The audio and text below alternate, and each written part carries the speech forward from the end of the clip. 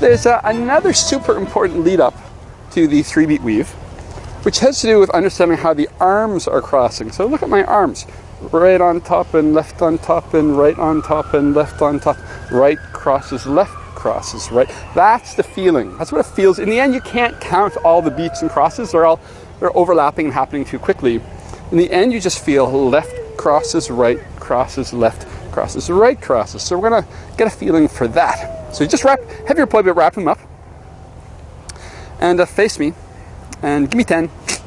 And put this is your right hand, put it on top. Okay. So your left hand is on the bottom. You're just going to look to your left shoulder a little bit, and that pulls your left hand onto its own track, right? So you can just fall back along the wheel plane and come over the top and get back to where it was, but now it's on top.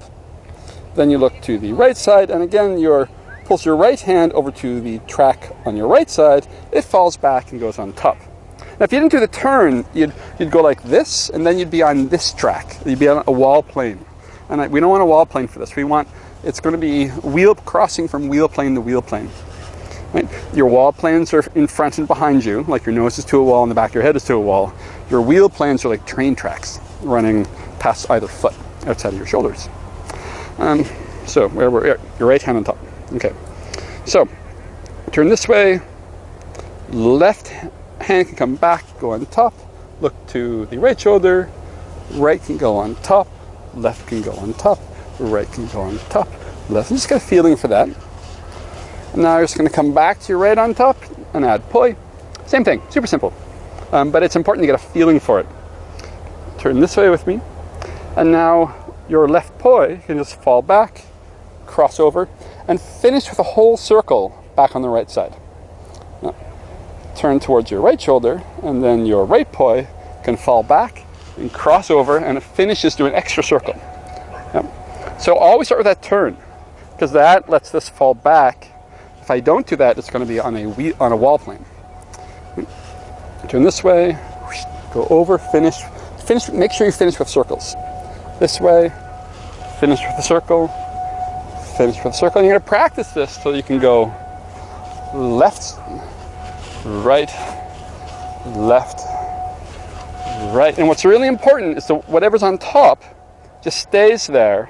Only the one on the bottom moves. Right? Only the right moves, then only the left moves. Only the right moves, only the left moves.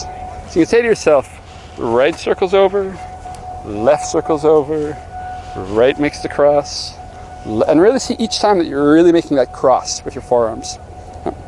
So once you get a feeling for that, I'm going to get you to add something. You're going to add making both forward split time circles in between. Make some circles, then you can just stop. Let's see, this would be left poi, crosses over, then circles with both. Then the right poi comes back, goes over, then circles with both. Yeah. And those can be really floppy. I just want you really to have the feeling for circles with the arms crossed. Super important. All this like neural science stuff happens. Make circles, but you can stop in between it first. Left poi crosses, then make circles, then you can stop. Yeah. And even if it's all a bit floppy, that still does something important. Now, for a few of you, what's going to work is you'll get to a point where you can have them both circling. I'm going forward split time. This would be your right arm on the bottom, and while keeping them both circling, you can let the right arm go out and be on top. But you don't have to do that now. It's just for a few of you that'll work.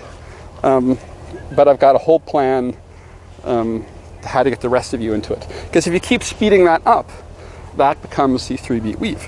So that's sort of like a skip, like a secret level thing. But you don't need to worry about that if it seems far out.